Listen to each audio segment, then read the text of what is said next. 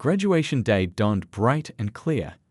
The school auditorium buzzed with excitement as families filed in, filling every seat. News cameras lined the back wall, but today they weren't there to cover a story of injustice. They were there to witness triumph. Destiny stood backstage, taking deep breaths as she adjusted her graduation gown. Miss Gloria had worked magic with her hair, creating an elegant style that made her feel like a queen. The purple beads woven through her new braids matched her graduation cords perfectly, symbols of both academic excellence and unbreakable spirit. "You ready, baby?" her mother asked, straightening Destiny's valedictorian sash. Her eyes shone with tears of pride, but her smile was bright enough to light up the room. "More than ready," Destiny replied, touching the speech cards in her pocket.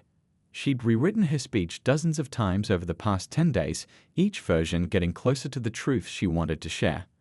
The ceremony began with the traditional pomp and circumstance, but there was nothing traditional about this graduation.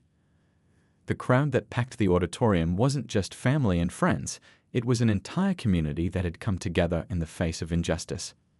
Mrs. Chen sat in the front row.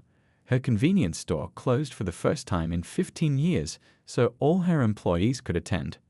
Next to her was Officer Thompson, out of uniform, there to support the young woman whose courage had inspired her to speak up. Miss Gloria had closed her salon too, bringing her entire staff to witness this moment. When the principal called Destiny's name, the applause was deafening. She walked across the stage with her head held high, each step a testimony to dignity and resilience. The standing ovation lasted so long that the principal had to gently gesture for everyone to sit down so the ceremony could continue. Finally, it was time for the valedictorian speech. Destiny approached the podium, adjusted the microphone, and looked out at the sea of faces before her. In that moment, she saw more than just her graduating class. She saw the power of community, the strength of unity, and the face of change. 10 days ago, she began, her voice clear and strong. Something happened that could have broken my spirit. Instead, it broke down walls. It shattered silence. It cracked open hearts and minds.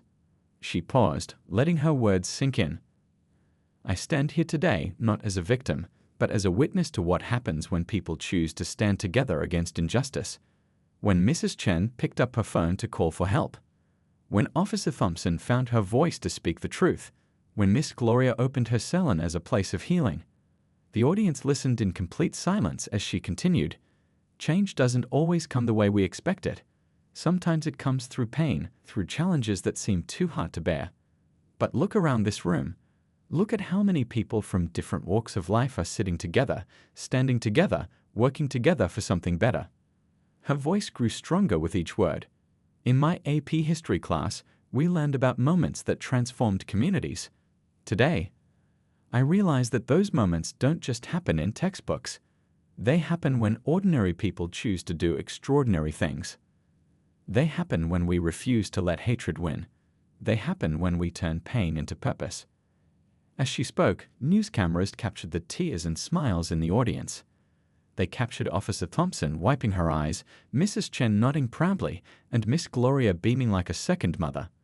But most importantly, they captured the faces of the graduating class, young people witnessing firsthand how courage and community could change the world. Former Officer Roberts sits in jail today. Destiny continued, her voice firm but not angry.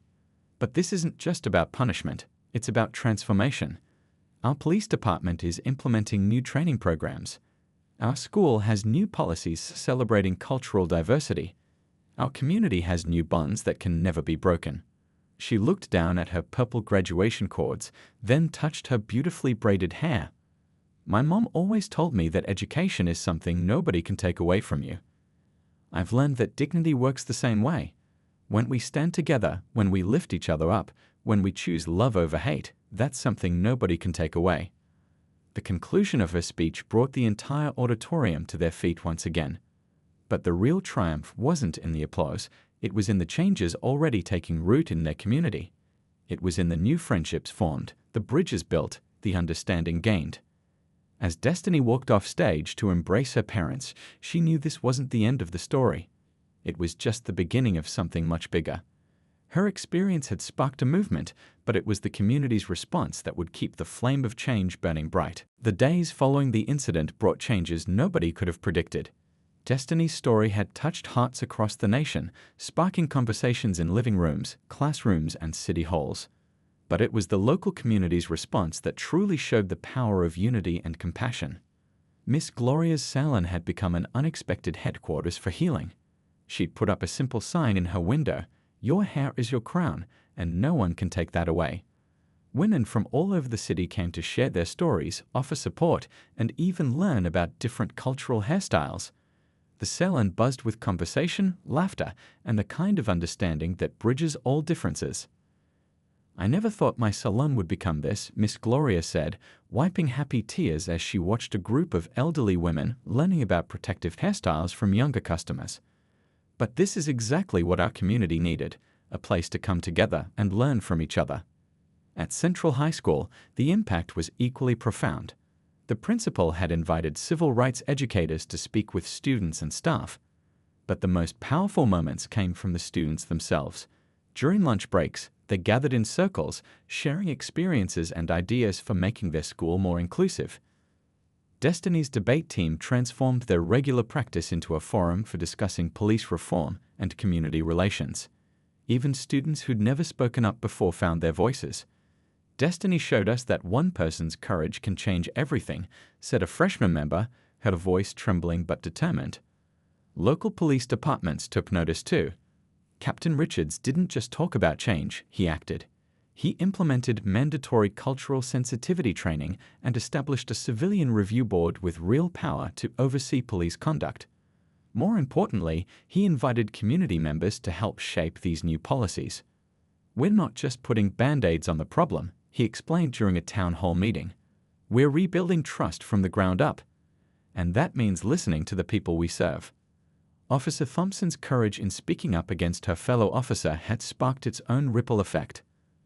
Other officers began coming forward with stories of misconduct they'd witnessed but had been afraid to report. The blue wall of silence was cracking, making way for a new culture of accountability. The media coverage shifted too. Instead of just focusing on the shocking incident, reporters began highlighting positive changes happening in the community. They covered the study groups forming in Miss Gloria's salon, the police department's reform efforts, and the way students were leading conversations about respect and understanding. Destiny's parents turned their pain into purpose. Her father started a mentorship program for young people interested in law enforcement, hoping to help shape a new generation of officers who would serve with compassion and respect. Her mother organized support groups for families affected by police misconduct, creating safe spaces for healing and advocacy. Social media played its part in spreading hope.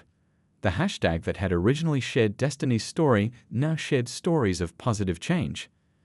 Videos of police officers and community members working together on new initiatives went viral. Pictures of Miss Gloria's salon full of people from all walks of life learning from each other touched hearts worldwide. Local businesses joined the movement for change. The convenience store where everything had happened became a meeting point for community dialogue. Mrs. Chen hosted weekly conversations over coffee, where residents could talk with local police officers in a casual setting. "Sometimes," she said, "the biggest changes start with a simple cup of coffee and an open heart." As graduation approached, Destiny spent hours rewriting her valedictorian speech. She wasn't just speaking to her classmates anymore, she was speaking to a community that had shown her the true meaning of solidarity. Her words would carry the weight of experience, but also the lightness of hope. "What happened to me was terrible," she told a close friend as they worked on graduation decorations. "But look at all the good that's coming from it. Look at how people are coming together, learning from each other, standing up for what's right. That's the real story here." The county courthouse buzzed with activity the next morning. District Attorney Powell had arrived at her office at 5 a.m., determined to handle this case personally. She'd spent the night reviewing the footage, each viewing strengthening her resolve to ensure justice was served swiftly and decisively. By 9 a.m., the courthouse steps were packed with reporters and community members. Inside, Officer Roberts sat in a holding cell, his police uniform replaced with an orange jumpsuit. The same security cameras that had watched him patrol these halls for 8 years now recorded his downfall. The evidence is overwhelming, DA Powell announced to the packed courtroom during the initial hearing. She stood tall, her voice unwavering as she presented the multiple videos, witness statements, and Officer Thompson's powerful testimony. This wasn't just an abuse of power, it was a calculated act of cruelty meant to humiliate a young woman in front of her community. The judge, an older man known for his fairness, listened intently as the prosecution laid out their case. His eyes narrowed at the footage playing on the courtroom screens, showing every angle of the incident from bystanders' phones and security cameras. When Roberts' public defender tried to argue for bail, the judge's response was immediate and firm. Bail denied, he declared, his gavel striking with finality. The defendant poses a clear danger to the community, and the evidence presented shows a disturbing abuse of authority. Outside the courthouse, Destiny's father stood surrounded by supporters. A mechanic who'd worked hard all his life to give his daughter every opportunity, he spoke with quiet dignity to the gathered reporters. "My daughter has always believed in justice," he said, his voice steady despite his emotion. "Today, we're seeing that justice can work the way it's supposed to." The police department's Internal Affairs Division moved with unprecedented speed. By noon, they'd compiled a comprehensive report of Roberts' past behavior. Previously dismissed complaints suddenly gained new significance. 3 other officers were placed on administrative leave pending investigation of their roles in covering up earlier incidents. Back at Central High School, students organized a peaceful demonstration during lunch break. They sat quietly in the courtyard, many with their heads covered in solidarity. The school principal, moved by their show of support, announced that the dress code would be permanently amended to celebrate and protect cultural expression. The district attorney's office worked through the day, preparing a solid case that went beyond the immediate incident. They discovered a pattern of discriminatory behavior in Roberts' past that had gone unchecked. Each piece of evidence strengthened their case, each witness statement adding another layer to the prosecution's argument. "We've never seen justice move this quickly," commented a local civil rights attorney who'd offered to represent Destiny's family pro bono. "But then again, we've never had such clear evidence and such united community pressure." This case is setting a new standard for police accountability. By late afternoon, Roberts faced multiple charges: assault, civil rights violations, abuse of power, and hate crime enhancements that could add years to his sentence. His police union initially moved to provide legal representation, but quickly withdrew their support after reviewing the evidence, issuing a statement condemning his actions. The courthouse clerk's office was flooded with calls from legal experts nationwide offering to assist with the prosecution. Civil rights organizations reached out to help ensure the case would set proper precedents. What had started as a local incident was rapidly becoming a landmark case for police reform. Destiny, meanwhile, spent the day working on her valedictorian speech with renewed purpose. "Sometimes," she wrote, "the worst moments in our lives become the catalyst for the changes we need to see in the world." Her words, like her quiet strength, would soon inspire thousands. As the sun set on that extraordinary day of swift justice, the message was clear. Change was possible when communities united, when good people chose to stand up, and when the system worked as it was meant to. The sight of Officer Roberts being led back to his cell, head bowed, was more than just an image of consequences. It was a picture of accountability finally being served. Within an hour of the incident, the convenience store parking lot had transformed into something remarkable. News vans lined the street, their satellite dishes reaching into the darkening sky, but they weren't the real story. The real story was the people, hundreds of them, gathering peacefully to show their support for Destiny. The video had spread faster than anyone could have predicted. Local news channels interrupted their regular programming to show the footage, careful to blur the most distressing moments. Social media exploded with shares and reposts, each one carrying messages of outrage and calls for justice. But more importantly, they carried messages of hope and support. Miss Gloria, Destiny's hairstylist, pushed through the crowd with tears streaming down her face. In her arms, she carried 3 bags full of hair supplies. "Baby girl," she called out, her voice thick with emotion, "we're going to make this right. Your graduation pictures are going to be more beautiful than ever." The police station downtown was dealing with its own crowd. Concerned citizens, community leaders, and civil rights activists filled the lobby, demanding immediate action. Captain Richards, to his credit, wasn't hiding behind closed doors. He stood before the crowd, his voice firm and clear. "What happened today is not what we stand for," he announced, the bags under his eyes showing the strain of the past hour. "Officer Roberts has been stripped of his badge and is currently being processed. We're working directly with the district attorney's office to ensure swift justice." Back at the convenience store, Mrs. Chen had opened up her back office as a temporary sanctuary for Destiny and her family. Community members kept arriving, each bringing something to help. A local restaurant owner brought hot meals. A teacher from Central High arrived with a stack of cards hastily made by students who'd heard the news. Even the mayor had called, promising to personally oversee the investigation. "Look at this," Destiny's mother whispered, showing her daughter her phone. The local news was running a special report, but it wasn't just about the incident. They were showing Destiny's academic achievements, her volunteer work at the local library, her leadership in the debate club. They were showing who she really was, not a victim, but a bright young woman who'd faced injustice with incredible dignity. Social media told an even more powerful story. The hashtag Justice for Destiny was trending nationwide. Videos of her maintaining her composure in the face of cruelty had sparked a conversation about strength, dignity, and the need for change. But something else was happening too. People were sharing their own stories, creating a wave of solidarity that crossed all boundaries. Officer Thompson, who had initially hesitated to act, made a brave decision. She walked into Internal Affairs and gave a complete statement about everything she'd witnessed. "I failed to act quickly enough today," she admitted, her voice shaking but determined. "But I won't fail to tell the truth now." The district attorney's office moved with unprecedented speed. By early evening, they had reviewed multiple video angles from phones and security cameras. The evidence was overwhelming. They weren't just looking at abuse of power, they were looking at a hate crime. Local hair salons began posting offers of free services for Destiny's graduation. A nearby beauty school organized a fundraiser to help other students who'd faced discrimination. What had started as an act of cruelty was transforming into a movement of kindness.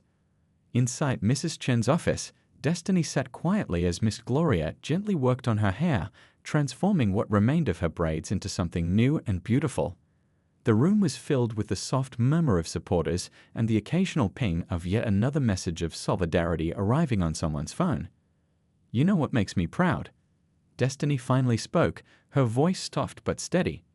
"It's not just that people are angry about what happened. It's that they're coming together to make sure it never happens again." Outside, the crowd had started singing, gentle, hopeful songs that floated through the evening air. News cameras captured the scene. Hundreds of people, all ages and backgrounds, holding up their phones like stars, their lights a testament to the power of community and the unbreakable spirit of a young woman who refused to let cruelty dim her light. Time seemed to slow down as Officer Roberts approached Destiny with the scissors in his hand. The dying sunlight caught the metal, sending a chill through everyone watching. Mrs. Chen's hand flew to her mouth in horror, while several bystanders stepped forward instinctively. "Don't you dare move," Officer Roberts growled, ignoring the gasps from the crowd. Destiny stood frozen, her eyes wide with disbelief as she realized what was about to happen. Her beautiful braids, the ones her mother had saved up 3 months to pay for, the ones that had taken Miss Gloria 6 careful hours to craft, they were about to become victims of an unthinkable act of cruelty. "Stop this right now." Officer Thompson's voice cut through the tension. She stepped forward, finally finding her courage. "Roberts, this is completely out of line." But before she could reach them, Officer Roberts had already grabbed one of Destiny's braids.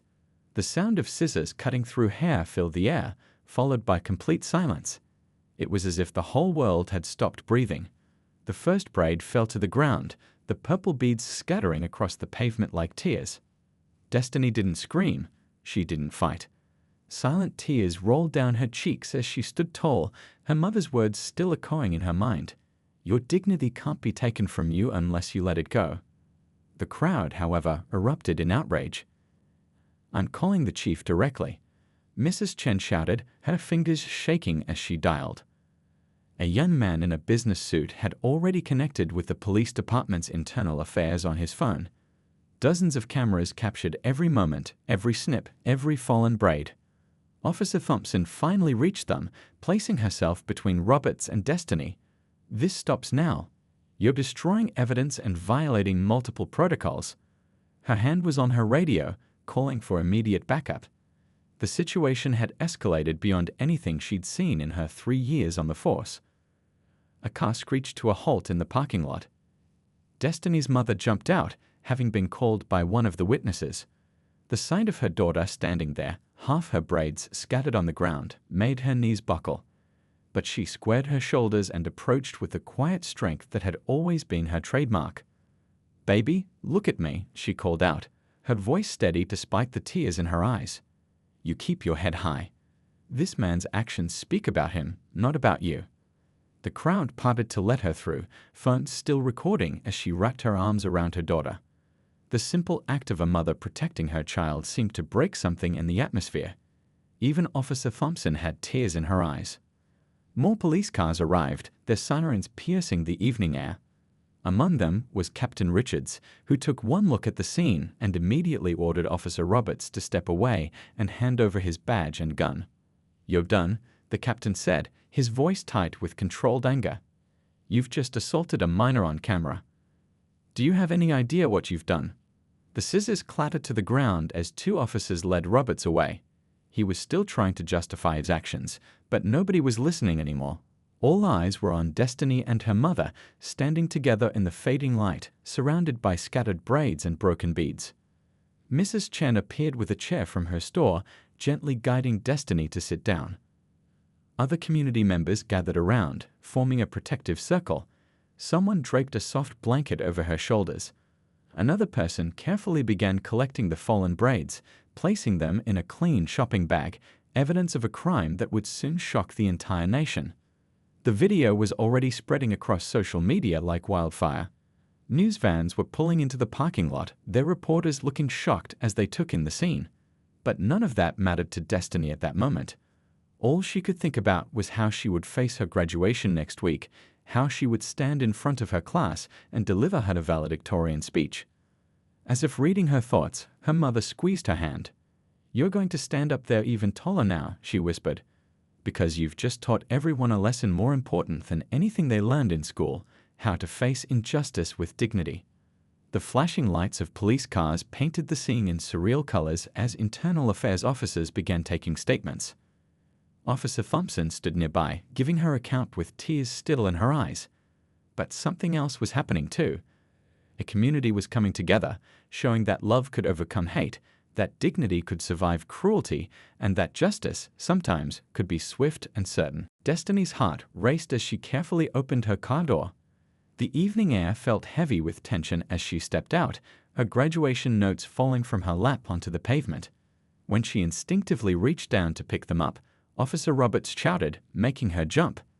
"Keep your hands where I can see them." His voice echoed through the parking lot, drawing more attention from passers-by. A middle-aged woman pushing a shopping cart stopped in her tracks. 2 teenage boys outside the convenience store pulled out their phones and started recording. "Sir," Destiny's voice trembled slightly, but she maintained her composure. "I was just trying to pick up my graduation speech. I'm valedictorian at Central High, and I was heading home from a meeting about." "I don't care if you're the president's daughter," Officer Roberts cut her off, his face twisted with unexplained anger. "Turn around and face your vehicle." The small crowd had grown to about 15 people now. Mrs. Chen, the convenience store owner, stepped outside, her phone already dialing 911. She'd known Destiny since the girl was little. She often stopped by to buy snacks after her debate team practices. A gentle breeze lifted Destiny's freshly done braids, catching Officer Roberts' attention. His eyes narrowed as he stared at her hair, something dark and unsettling crossing his face. The braids had taken her hairstylist, Miss Gloria, 6 hours to complete. They were a work of art, incorporating supple purple beads that matched the graduation gown she'd be wearing next week. "That's quite a fancy hairstyle for someone who can't maintain their vehicle," Officer Roberts sneered, circling around her like a predator. The comment made no sense. What did her hair have to do with anything? The growing crowd murmured in confusion and concern. "Please, sir," Destiny tried again, her voice steady despite her racing heart. "I can prove my taillights are working. My dad's a mechanic, and he just checked them last week. We can—" "Shut up!" Officer Roberts barked, making everyone flinch. "You people always have an excuse, always think you know better than law enforcement." A car pulled up, and Destiny's spirits lifted slightly when she saw it was another police officer. Officer Lisa Thompson stepped out, immediately noticing the tense situation. She was new to the force but known in the community for her fairness. "What's the situation here, Roberts?" Officer Thompson asked, her eyes darting between her colleague's aggressive stance and the trembling teenager. "Just dealing with an uncooperative subject," Officer Roberts replied, his voice dripping with contempt. "She's being disrespectful, refusing to comply with simple commands." The crowd immediately erupted in protests. "That's not true," several voices called out. Mrs. Chen stepped forward, her phone still recording. "This girl is a model student. She's done nothing wrong." Destiny stood perfectly still, tears threatening to fall, but she held them back.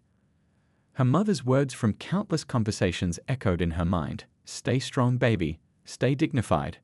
Don't let anyone steal your peace." But Officer Roberts wasn't finished.